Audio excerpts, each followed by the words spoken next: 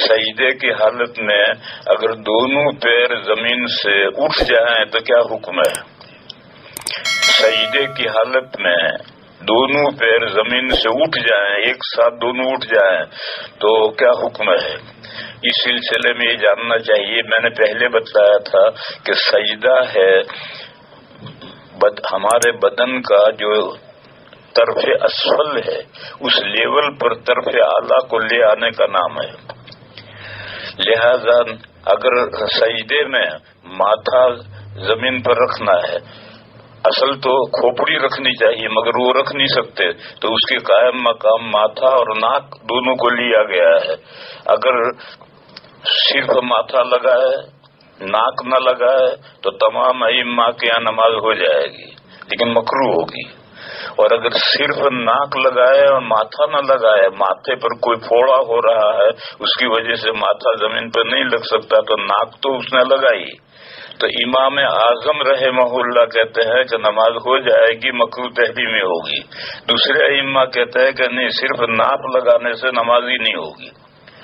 بہرحال ادھر تو یہ ہے کہ ادھر آپ کو ماتھا اور ناک دونوں لگانے ہیں اور دبا کر کے رکھنے ہیں، ماتھا بھی دبا کر رکھنا ہے، ناک بھی دبا کر رکھنا ہے، اور نیچے طرف اصل میں اگر دونوں پیروں پر جیسے کھڑے ہوتے ہیں ہم، اس حالت میں تو سجدہ ہو نہیں سکتا، تو پیر تو لامحالہ کھڑے کرنے پڑیں گے، بس دونوں پیروں کی انگلیاں موڑ کر کے دبا کر کے رکھو اور انگلیاں قبلے کی طرف متوجہ رکھو۔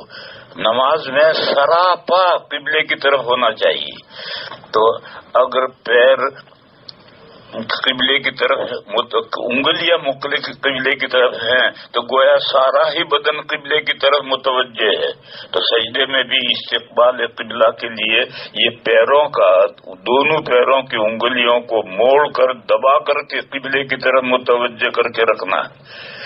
یہ تو ہے سجدے کا صحیح طریقہ۔ بس اگر پورے سجدے میں ایک رکن کے بقدر، ایک رکن کتنا ہے؟ سبحان ربی العظیم، سبحان اللہ، سبحان اللہ، سبحان اللہ، یہ جتنا 2 سیکنڈ ہوئے، یہ 2 سیکنڈ یہ ایک رکن کے بقدر ہے۔ اگر پورے سجدے میں دونوں پیر یا ایک پیر ایک رکن کے بقدر بھی زمین پر نہیں لگے تو نماز نہیں ہوگی، سجدہ ہی نہیں ہوا۔ اور اگر ایک رکن کے بقدر یا اس سے زائد دونوں پیر یا ایک پیر لگا رہا اور پھر ایک پیر اٹھ گیا تو مکروہ، اور اگر دونوں ہی پیر اٹھا دیے تو پھر نماز مکروہ ہوگی، لیکن نماز ہو جائے گی۔ لیکن ایک رکن کے بقدر دونوں پیر یا ایک پیر زمین پر لگا رہے تو نماز ہوگی، اور اگر اتنا نہ لگے تو پھر نماز ہی نہیں ہوگی۔ بعض کتابوں میں یہ لکھا ہے کہ اگر دونوں پیر سجدے میں زمین سے اٹھ گئے تو نماز باطل۔ یہ مسئلہ صحیح نہیں، اس کو صحیح ہے نا، اس مسئلے کو سمجھے نہیں ہیں لوگ۔ مسئلہ یہ ہے کہ پورے سجدے میں دونوں پیر یا ایک پیر ایک رکن کے بقدر زمین پر نہیں لگا تو نماز باطل، کیونکہ سجدہ ہی نہیں ہوا۔ لیکن اگر ایک رکن کے بقدر لگا پھر اس کے بعد میں ایک پیر اٹھ گیا تو مکروہ، چھوٹا مکروہ، اور دونوں پیر ایک ساتھ اٹھا دیے تو پھر ڈبل مکروہ تحریمی ہو جائے گا پھر۔ اس لیے بھائیو اس کا خیال رکھنا چاہیے کہ پورے سجدے میں دونوں پیر انگلیاں دبا کر کے قبلے کی طرف متوجہ کر کے رکھنی چاہیے، اور اگر دونوں پیر تھوڑے ایک رکن کے بقدر لگنے کے بعد اٹھ گئے تو نماز ہو جائے گی، مگر نماز مکروہ ہوگی۔ بعض مسائل کے سمجھنے میں غلطی ہو جاتی، غلط فہمی ہو جاتی ہے۔ مثلا یہ مسئلہ ہے کہ اگر کوئی شخص بیت اللہ شریف کا طواف کرتے ہوئے بیت اللہ شریف کی طرف دیکھے تو طواف نہیں ہوا، یہ بھی صحیح نہیں۔ اصل یہ ہے کہ بیت اللہ کے گرد گھومنے کا نام طواف ہے. بس اگر کوئی بیت اللہ کی طرف منہ کر کے اس طرح سے منہ کر کے گھومے تو طواف نہیں ہوگا، اس لیے کہ طواف لفظ طواف کی تعریف ہی صادق نہیں آئی. لیکن اگر کوئی طواف سامنے منہ کر کے طواف کر رہا ہے اور اتفاق سے اس نے بیت اللہ کو دیکھ لیا تو طواف کے دوران میں بیت اللہ کو دیکھنا نہیں چاہیے، لیکن دیکھ لیا تو اس سے طواف باطل نہیں ہوگا. تب بیت اللہ ہی کی طرف دیکھتا دیکھتا طواف کا سارا طواف کرے تو طواف نہیں ہوا. وہاں بھی مسئلہ سمجھنے میں غلطی ہوتی ہے. لیکن اگر طواف کے دوران میں بیت اللہ کو دیکھا تو دیکھنا تو نہیں چاہیے، لیکن دیکھا تو طواف باطل نہیں ہوگا. ایک قصہ مجھے یاد آیا. ٹورنٹو میں ایک آدمی اپنے بچے کو جو 10-12 سال کا بچہ ہوگا، لڑکا ہوگا، وہ لڑکے کو لے کر آیا اور کہنے لگا کہ حضرت اس کا ایک سوال ہے، اس کا جواب آپ دیں. میں نہیں دے سکا جواب. میں نے پوچھا بیٹے کیا جواب اشکال ہے تیرا؟ اس نے کہا کہ میں نے ایک کتاب میں پڑھا ہے کہ جو بیت اللہ شریف کے اندر جائے وہ چھت کو نہ دیکھے. کیوں چھت کو دیکھنے میں کیا حرج ہے؟ کیوں نہ دیکھے چھت کو؟ وہ یہ سمجھتا ہوگا کہ شاید چھت کو دیکھنے میں کوئی بھوت ووت لگ جائے گا، لپٹ جائے گا کچھ. تو میں نے اسے کہا کہ نہیں، یہ بتا کہ بیت اللہ شریف کے اندر جو جائے گا وہ کیوں جائے گا، کیا کرنے جائے گا؟ تو کہنے لگے عبادت کے لیے جائے گا. تو میں نے کہا عبادت کے لیے جائے گا، آثار قدیمہ کی زیارت کرنے تو نہیں جائے گا. چھت کی طرف دیکھنے کی کیا ضرورت ہے؟ کوئی آثار قدیمہ دیکھنے تھوڑی گیا. اور دیوار مت نہ دیکھے، دیوار پر تو نظر پڑ جائے گی. نیچے نظر سجدے کی جگہ نظر رکھے گا تو ابھی دیوار پر تو نظر پڑے گی، لیکن چھت پر نظر کیسے نہیں پڑے گی؟ چھت کو تو وہ دیکھے گا جو آثار قدیمہ دیکھنے گیا ہے، کبھی کیسی چھت بنی ہے، کیسی ڈیزائن ہے، کیسا ہے. عبادت کرنے گیا ہے تو عبادت کر کے چلا. تو اسی طریقے سے یہ جو کہا کہ چھت کی طرف نہ دیکھے، اس کو اشکال ہوا کہ چھت کی طرف دیکھنے سے کیا حرج ہے؟ اگر چھت کی طرف دیکھ لے تو کیا حرج ہے؟ تو میں نے اسے بتایا کہ بھئی عبادت کرنے کی نیت سے بیت اللہ شریف کے اندر جاؤ، آثار قدیمہ کی زیارت کرنے مت جاؤ. اور دیواروں کو مستثنا اس لیے نہیں کیا کہ دیوار پر تو نظر پڑے گی. اسی طرح سے یہ مسئلہ ہے کہ طواف کرتے ہوئے بیت اللہ کی طرف دیکھے گا تو طواف نہیں ہوا. تو دیکھے گا کہ یہ مطلب ہے کہ بیت اللہ کی طرف ہی دیکھتا دیکھتا گھومے تو طواف نہیں ہوگا. اس لیے کہ کسی چیز کے حولہ اس کے ارد گرد گھومنے کا نام طواف ہے. اسی طرح سے یہ مسئلہ بھی کتابوں میں لکھا ہے اور لوگ غلط سمجھتے ہیں کہ اگر سجدے میں 2 پیر زمین سے اٹھ گئے تو سجدہ نماز باطل. ایسا نہیں ہے، بلکہ مسئلہ جو میں نے سمجھایا کہ دونوں پیر پورے سجدے میں صحیح زمین پہ لگے رہنے چاہیے اور انگلیاں دبا کر موڑو اور انگلیاں قبلے کی طرف متوجہ کرو. جیسے ماتھا اور ناک دبا کر رکھنا ہے اسی طرح یہ بھی دبا کر رکھنا ہے. لیکن اگر ایک پیر اٹھ جائے، ایک رکن کے بقدر پیر رکھنے کے بعد ایک پیر اٹھ گیا تو مکروہ، اور دونوں اٹھ گئے تو ڈبل مکروہ. اس کے بعد دوسرا سوال ہے کہ ٹوپی کے بغیر نماز پڑھنا کیسا ہے؟ ٹوپی کے بغیر نماز پڑھنا جائز ہے. صرف ننگا پا ہے ناک کے نیچے سے گھٹنے کے نیچے تک. ناک داخل نہیں ہے، ناک تو باہر ہے. ناک کے نیچے سے لے کر گھٹنے کے نیچے تک یہ ننگا پا ہے. اتنا بدن مرد کو چھپانا ضروری ہے.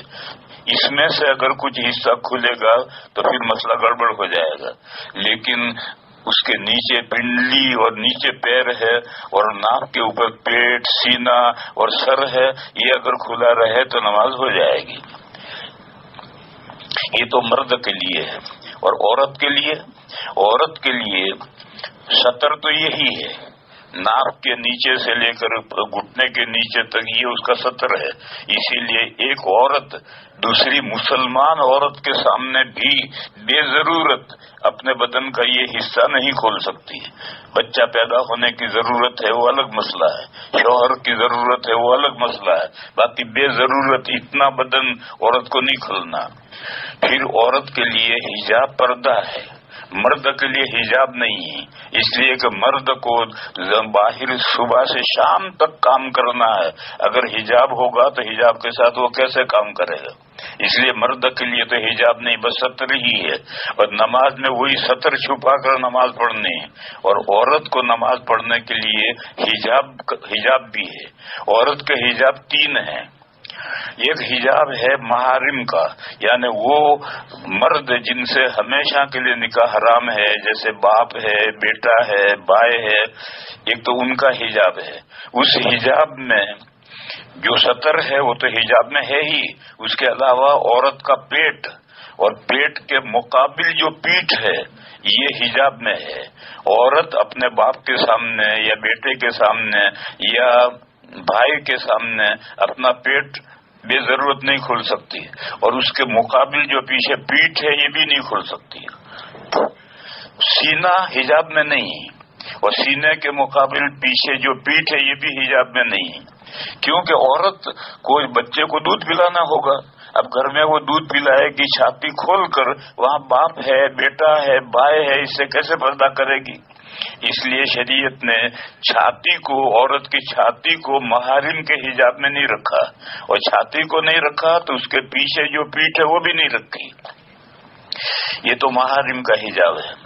دوسرا حجاب ہے اللہ پاک کا. بندی جب اللہ کے سامنے نماز کے لیے کھڑی ہو تو پھر اب اسے پورا بدن چھپانا ہے. صرف چہرہ, جتنا وضو میں دھونا فرض ہے اتنا چہرہ حجاب سے باہر ہے, اور دونوں ہتھیلیاں حجاب سے باہر ہیں, اور ٹخنے نہیں, ٹخنے کے نیچے دونوں پیر حجاب سے باہر ہیں. باقی سارا بدن اللہ کے حجاب میں ہے, اس کو چھپا کر کے نماز پڑھنی ہے. ٹخنے بھی چھپانے ہیں, اگر ٹخنے ظاہر ہوں گے تو نماز نہیں ہوگی. اسی طرح سے کان بھی چھپانے ہیں, کیونکہ کان چہرے میں نہیں ہے, کان تو سر میں ہے. جیسے جتنا چہرہ دھونا ہے اتنا چہرہ کھلا رہ سکتا ہے نماز میں, اور دونوں ہتھیلیاں کھلی رہ سکتی ہیں, اور ٹخنے کے نیچے دونوں پیر کھلے رہ سکتے ہیں. یہ اللہ کے حجاب میں نہیں ہے, اور باقی پورا بدن اللہ کے حجاب میں ہے. بندی کو سارا بدن چھپا کر نماز پڑھنی. تیسرا حجاب ہے اجنبیوں کا, جن سے نکاح کسی فی الحال جائز ہے یا کسی بھی وقت جائز ہے, ہمیشہ کے لیے وہ اس کے لیے حرام نہیں ہے, یعنی اجانب کا حجاب ہے. اس حجاب میں قرآن کریم نے چہرے کو لیا ہے. سورہ احزاب میں آیت ہے, یا ایھا النبی قل لازواجک وبناتک ونساء المؤمنین یدنین علیہن من جلابیبہن. یہ کہا اے پیغمبر آپ اپنی بیویوں سے کہیے, اپنی بیٹیوں سے کہیے, اب مسلمانوں کی عورتوں سے کہیے. سب کے لیے ایک حکم ہے, بیویوں کا کچھ حکم الگ ہو اور بیٹیوں کا کچھ الگ ہو, اور مسلمان عورتوں کا حکم الگ ہو, ایسا نہیں ہے. سب کا ایک حکم ہے. ان سے یہ کہیے کہ وہ جب گھر سے باہر نکلیں تو اپنے اوڑھنے کو قریب کر لیں. اب تو عورتیں, بہت سی عورتیں تو اوڑھنی اوڑھتی نہیں ہیں, اور بعض جو اوڑھتی ہیں وہ اتنی پتلی اوڑھتی ہیں کہ کچھ وہ نہ جیسی ہے. لیکن پرانے زمانے میں اوڑھنے ہوتے تھے, حضور کے زمانے میں بھی اوڑھنے ہوتے تھے. آپ حضرات نے بھی دیکھا ہوگا کہ آج بھی دیہاتوں میں ہندو عورتیں اوڑھنے اوڑھتی ہیں. تو اوڑھنا اون کا یا سوت کا اوڑھنا اوڑھ رکھا ہے تو دائیں کان کی طرف سے آگے ناک کی طرف کھینچ لیں, اور بائیں کان کی طرف سے ناک کی طرف کھینچ لیں, تو بیچ میں ایک لکیر ہوگی, اس لکیر سے نظر آئے گا, چلے گی عورت. یہ ہے یدنین علیہن من جلابیبہن, اپنے اوڑھنوں میں سے وہ اپنے قریب کر لیں, یعنی ناک کے قریب کھینچ لیں. کوئی برقعے کی ضرورت نہیں تھی. یہ آیت نازل ہوئی, مسلمان عورتوں کو سنائی, اور انہوں نے فوراً جو اوڑھنے اوڑھ رکھے تھے وہ چہرہ کھلا تھا تو دونوں ناک کے اوپر کھینچ کر کے قریب کر لیے, اور بیچ میں ایک لکیر ہے. آج کل عورتیں طرح طرح کے بہترین برقعے اوڑھتی ہیں, لیکن وہ برقعے خود دوسرے برقعے کے محتاج ہیں, اور پھر ڈاٹا باندھتی ہیں, اور ساری آنکھیں تو کھلی رکھتی ہیں. آنکھیں جب کھلی رکھی تو ان پر حجاب کہاں ہوا؟ دیکھو جتنے محاسن ہیں, خوبیاں ہیں, وہ سب چہرے میں جمع ہیں. اور لڑتی آنکھیں ہیں, کان نہیں لڑتے, ناک نہیں لڑتی, ہونٹ نہیں لڑتے, آنکھیں ہی لڑتی ہیں. تو وہ آنکھیں تو سب کھلی رکھتی ہیں, تو حجاب کہاں ہوا؟ تو قرآن کریم میں عورتوں کے حجاب کی جو آیت ہے سورہ احزاب میں, وہ آیت ہے کہ اپنے اوڑھنوں کو اپنے اوپر قریب کر لیں, یعنی دائیں طرف سے پلہ ناک پر لے آئیں, بائیں طرف سے بھی ناک پر لے آئیں, تو دونوں آنکھیں چھپ گئی, اور بیچ میں ایک لکیر ہوگی, اس لکیر میں سے نظر آئے گا اور وہ چلیں گی. تو میں کہہ ہی رہا تھا کہ یہ عورت کے لیے حجاب ہے. اللہ کے گھر سے باہر نکلنے کی عورت کو اجازت ہے, ضرورت کے لیے نکلے, مٹر گشتی کے لیے نہیں, ضرورت کے لیے باہر نکلے, اور جب نکلے تو اس طرح سے اوڑھنے کو اپنے چہرے پر قریب کر کے پھر چہرے کا سارا بدن چھپا کر نکلے.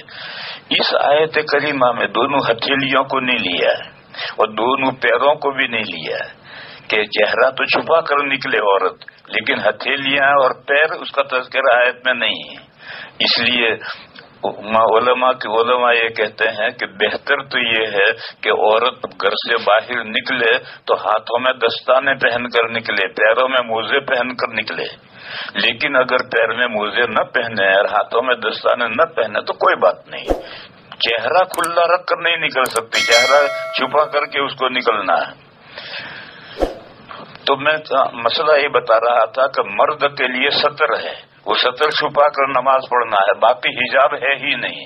لہذا بنیان کے بغیر بھی نماز پڑھ سکتا ہے, کرتے کے بغیر بھی نماز پڑھ سکتا ہے, ٹوپی کے بغیر بھی نماز پڑھ سکتا ہے, پگڑی کے بغیر بھی نماز پڑھ سکتا ہے, نماز ہو جائے گی.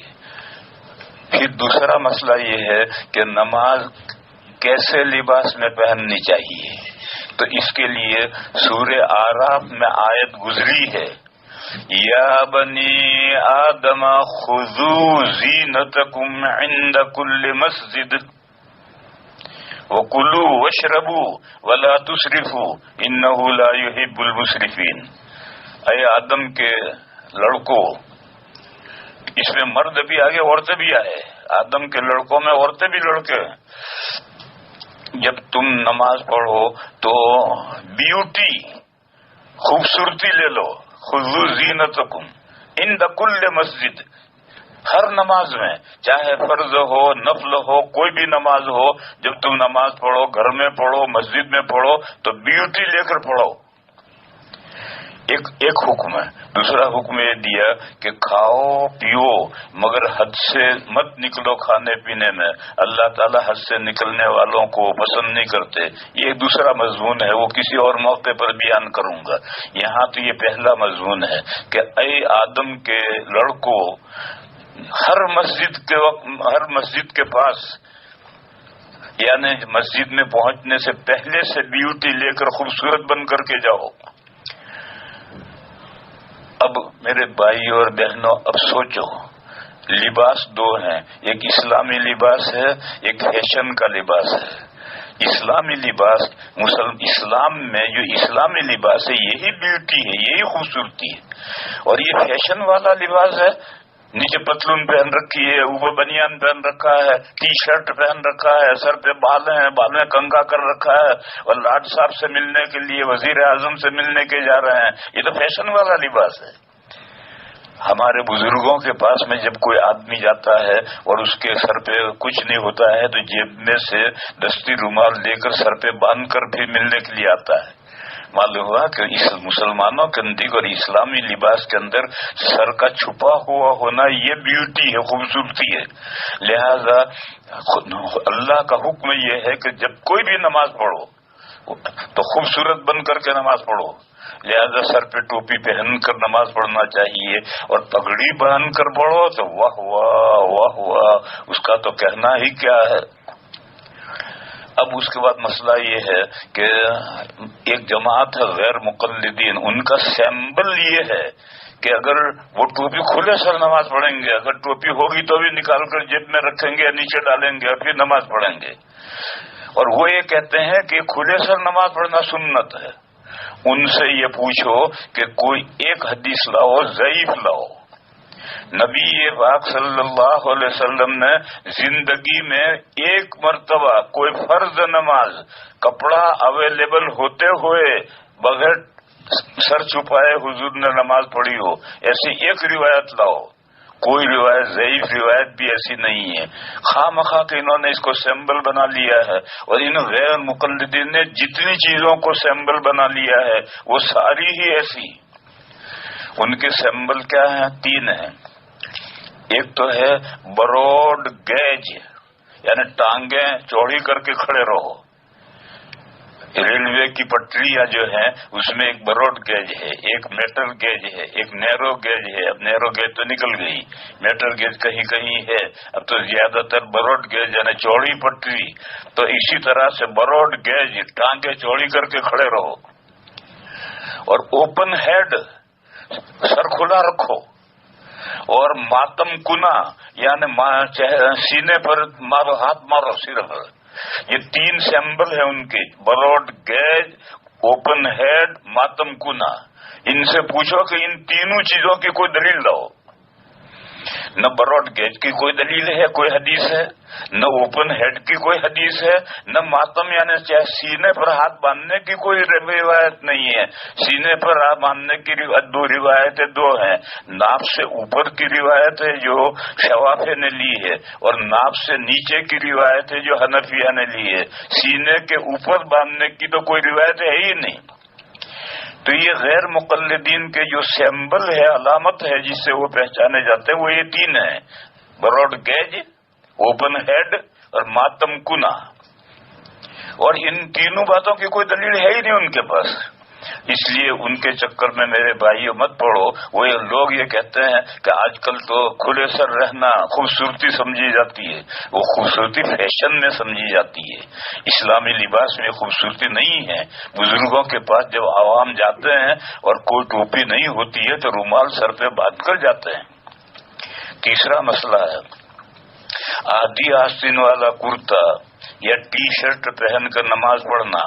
یہ وہی مسئلہ آیا، یہ فیشن والا لباس ہے، آدھی آستین والا کرتا اور ٹی شرٹ ایک ہی ہے۔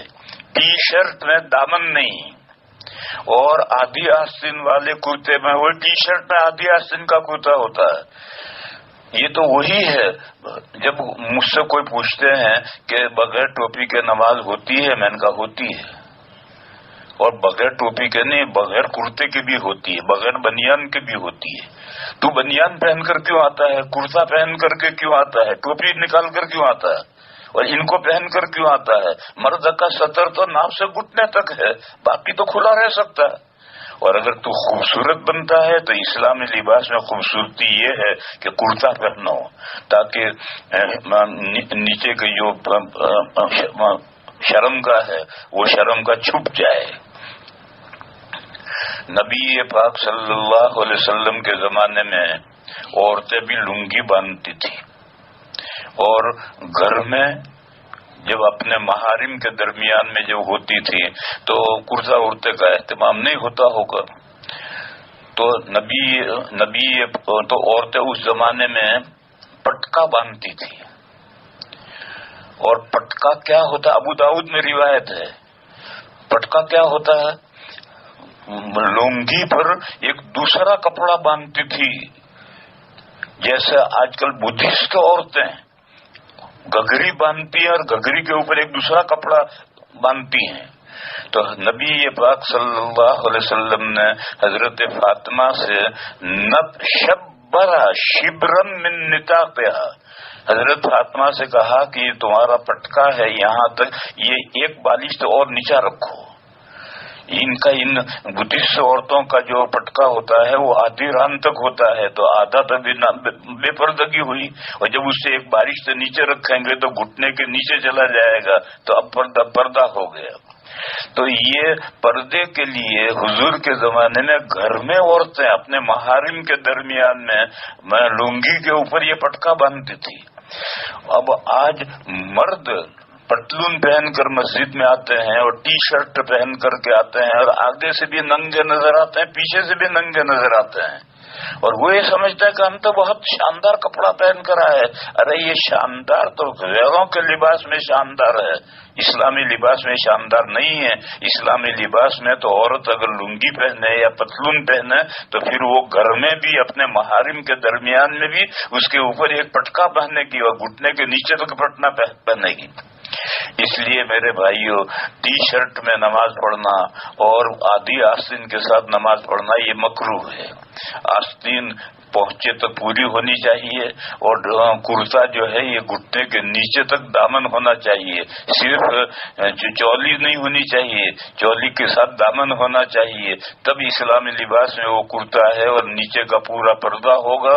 لہذا زینت جس کا ذکر قرآن میں ہے کہ خذوا زینتکم عند کل مسجد، اس پر عمل اسی وقت ہوگا۔ اس کے بعد یہ ہے مسنون قرات کیا ہے؟ اس میں بھی کتابوں میں لکھا ہے کہ سورہ قاف سے لے کر سورہ بروج تک یہ طوال مفصل ہیں، اور سورہ بروج سے لے کر سورہ بینہ تک اوساط مفصل ہیں، اور اس کے بعد سورہ زلزال سے لے کر آخر تک قصار مفصل ہیں۔